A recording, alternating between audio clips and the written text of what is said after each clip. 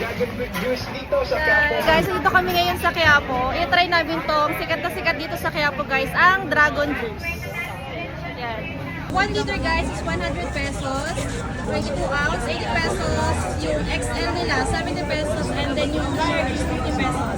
Ito lang yan guys sa Quiapo. Paglabas nyo lang po ng Quiapo guys, simbahan. Bale, kakanin lang po kayo and then makikita nyo na agad tong dragon juice. Ay kuya, ano oras kayo nag-open? Alas 7 po, hanggang alas 10 ng gabi. Kailan pa kayo nag-start dito mag-business sa dragon fruit?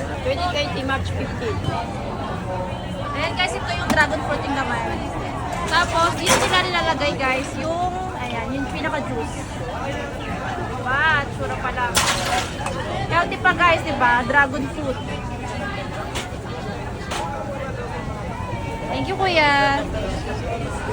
Order na rin kayo guys. Dayuhin nyo to sila kuya. Sa tapat ng simbahan ng Quiapo. Ang dragon fruit juice dito. Yes, kailangan nyo nga magmadali dahil at minana na lang ni Aling Nini ang prutasan na ito sa kanyang nanay na si Lola Esther. At ito nga nilita natin na katuwang na ngayon ay ang kanyang anak ay 50 pesos ang halaga nito. Well, kami dahil sa ganas. Yung Ang dami ni natikman Steve itong nakalagay. napapanahon, sikat na sikat at talaga namang pinagkaguluhang dragon fruit